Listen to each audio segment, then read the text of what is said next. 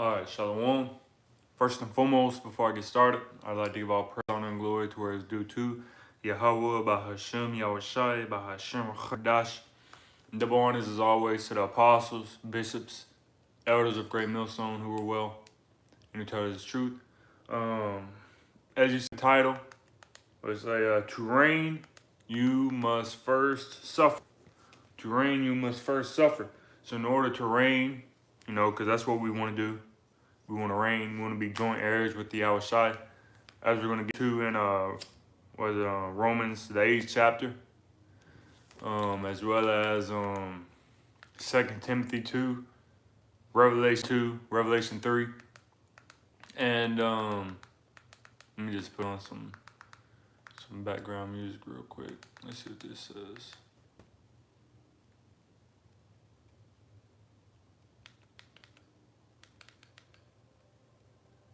Yeah, so like I said, let's just start right here. Turn this down a little bit. And that Romans 8.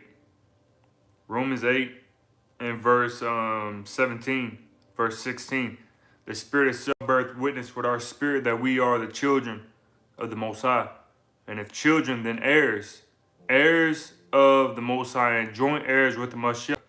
If so be that we suffer with him, that we may be also glorified together. So we want to be heirs with Yahushai. We want to be joint heirs with Yahushai. We want to reign with Yahushai. When you get that word heirs in the Greek, Strong's G 2818, kleronomos. it says one who receives by lot an heir in the Messianic.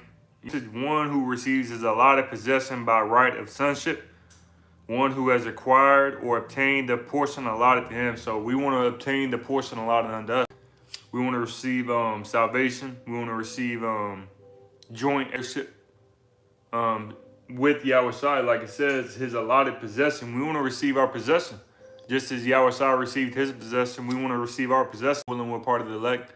Lord willing we're part of that number, man. We don't want to be destroyed. We don't want to decay with these people. We don't want to be allotted the destruction of that fire. But we're out of that possession of salvation. Like it says, what does it say? The 144,000 being of that governmental body, in the come. That's what we want. So, like it says, but what did it say? It said, if so be that we suffer with him. So, in order to receive like I said, that heirship with the Yahushai, being joint heirs with the Yahushai, we have to suffer. We have to go through trials. We have to go through tribulations. Because as it says in John, the 15th chapter, and the 20th verse, John 15 and verse 20, remember the word that I said unto you, the servant is not greater than his Lord. If they have persecuted me, they will also persecute you. If they have kept my saying, they will keep yours also. So just as Yahushai suffered, we must also suffer as well. We must go through hardships. We must also, as it says in Micah 7:9, I will bear the indignation of the Lord. Like it says, let's just go ahead and get that. We got to go through these things. We got to go through trials, tribulations, chastisements, adversities, afflictions. Micah 7, verse 9. I will bear the indignation. Not I might bear the indignation. There's a potential I will bear the indignation. No, I will. I will bear the indignation of the Lord Yahweh because I've sinned against him. Until he plead my cause and execute judgment for me, he will bring me forth to the light, and I shall behold his righteousness. So when you get that word bear, I don't think it says much here. Get it. Let's just look up a Google definition for it. It says to endure an ordeal or difficulty, to tolerate. It says to accept. So you gotta accept it. Everything we go through, we gotta accept and understand that it is for a greater cause. It is for something much more beautiful than this world can offer, than this society can offer. Society can only offer you so much, but what Yahweh Shem Yashai can offer you and will offer you, Lord willing, you enduring to the end, lo, when I do enduring to the end, is far much more greater than what this world could ever imagine. Anything that far more beyond anything that you could ever imagine as well, or me. Because like it says,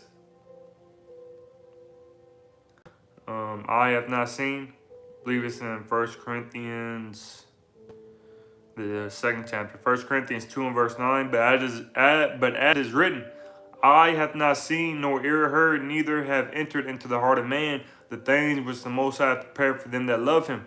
So anything you imagine, anything that you've seen, anything that you've witnessed, anything that you've heard of, imagine, thought in your mind, it doesn't compare to what the Lord Yahweh Shem Yahshai is going to give unto us once we get into the kingdom of heaven. It's going to far eclipse anything that we have ever thought possible. So going back to that Romans 8 and verse 18, for I reckon that the sufferings of this present time are not worthy to be compared to the glory which shall be revealed in us. And then LT says, verse 18, yet what we suffer now is nothing compared to the glory he will reveal to us later. So everything that we go through is nothing, man, compared to what Yahweh Shem Yahshua is going to grant unto us. But in order for us to receive that, again, we have to suffer. In order to reign with Yahweh, we have to suffer. It isn't going to come easy. It isn't just going to be granted unto you and placed on a silver platter for you. No, you got to fight for this. You got to work for this. You got to put in some sort of effort in order to receive these things, man. It's not just going to be given unto you. No, you got to fight for it. And that's the beautiful thing about it, man. That it's not going to be given. It's not given to everybody, and you got to fight for it. Acts 14 and verse 22. Confirming the souls of the disciples and exhorting them to continue in the faith, and that we must, through much tribulation, enter into the kingdom of the Most High. So we got to go through these things in order to receive salvation, in order to receive the kingdom. We got to go through the suffering. We got to go through the tribulation. We got to go through the chastisement. We got to go through the adversity, because like it says, like in 7:9, I will bear the indignation because I have sinned against you. And when you read Baruch 4 and 28, seeing it was your mind to go astray from the Most High, return, seek him 10 times more. So this is the least that we can do for Yahweh Shem Yahshai. So let's go to that 2 Timothy 2 now. Timothy 2 and verse 12. If we suffer, we shall also reign with him. If we deny him, he also will deny us. So if we suffer, we shall also reign with him. You want to reign with Yahweh, and we got to suffer. You want to be joint heirs with Yahweh, if so be that you suffer with him. So just as Yahweh suffered, their servant is not greater than his master, then we must suffer as well, man. We're going to go through these things. We're going to go through adversities, trials, tribulations. And it's only going to get worse as we get closer and closer to the kingdom of the Most High. These are the things that we must go through, man. Every man, as it says in it says it throughout all the scriptures, man. Just as we read in that John 15, as well that Matthew 24, you shall be hated of all men's sake. So let's we got that 2 Timothy 2 and 12. Let's get in the NLT. It says, if we endure hardship, we will reign with him. If we deny him, he will deny us. So you got to endure hardship. You got to go through it. What does it say?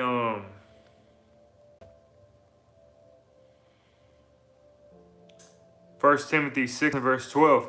Fight the good fight of faith. You got to fight. Lay hold on eternal life, whereunto thou art also called, and has professed a good profession before many witnesses. So like it says, man, fight the good fight of faith. And then in the NLT, it says, fight the good fight for the true faith. So are you fighting for the true faith? Are you fighting for Yahweh Shem Yahshai? Or are you fighting for Allah? Are you fighting for Jesus, Buddha, yourself, your family, your job? What are you fighting for? Is it for Yahweh Shem Yahshai? Or do you have ulterior motives behind it? behind what you're fighting for. Yeah, you call yourself being an Israelite. You go out, but is your true intentions for Yahweh Shem Yahshai? Or is it for the money, filthy lucre's sake, gain? And gain is godliness. What are you truly fighting for, man? Is it for the Lord or is it for yourself? We want to reign. We want to be part of that number, that elect number, the election, the remnant, those who stood still for the name of the Lord. 2nd Ezra 2 and verse 42. Ezra saw upon the Mount Sion a great people, whom I could not number, and they all praised the Lord with songs. And in the midst of them there was a young man of a high stature, taller than all the rest. And upon every one of their heads he set crowns, and was more exalted, which I marveled at greatly. Who is that? That's Yahushua. So I asked the angel and said, Sir, what are these? He answered and said unto me, These be they that have put off the mortal clothing and put on the immortal, and have confessed the name of the Most High. Now are they crowned and receive palms. Are you going to confess the name of the Lord Yahweh Shem Yahshua? Are you confessing the name? When all hell breaks loose, when you're being persecuted, will you continue to confess the name of the Lord? Verse 46, Then I said unto the angel, What young person is it that crowned and giveth them palms in their hands? So he answered and said unto me, It is the Son of God, whom they have confessed in the world. Then began I greatly to commend them that stood so stiffly for the name of the Lord. So we want to be part of that number. We want to be part of that number that stood stiffly for the name of the Lord Yahweh Shem Yahshai. We don't want to stand for ourselves. We don't want to stand for Allah. We don't want to stand for Buddha. We don't want to stand for Christianity. We don't want to stand for America. We don't want to stand for this society. We don't want to stand for Esau Edom, for Egypt. We want to stand for the Lord Yahweh Shem Yahshai, and we will through the power of Yahweh Shem Yahshai, Lord willing.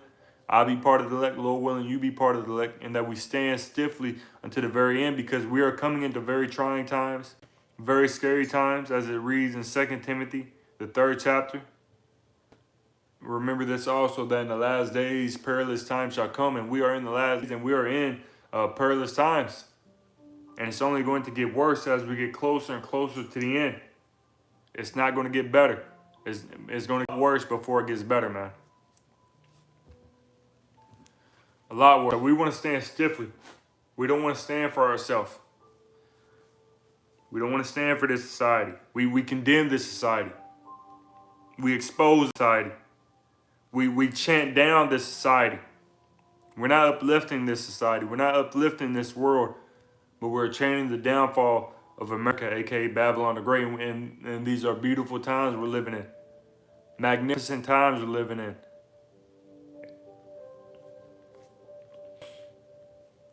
Revelation, the 2nd chapter. Let's see what the end of 3 says. Revelation 2 and verse 26. And he that overcometh and keep... Revelation 2 and verse 26. And he that overcometh and keepeth my word to the end, to him will I give power over the nations. And he shall rule them with a rod of iron. As the vessels of a potter shall they be broken to shivers, even as I received of my Father. And I will give him the morning star. He that hath an ear, let him hear what the Spirit saith unto the churches. And this is Yahushua speaking. This is Yahushua speaking. And what did he say again? He that overcometh. So you got to overcome everything that is set in front of you.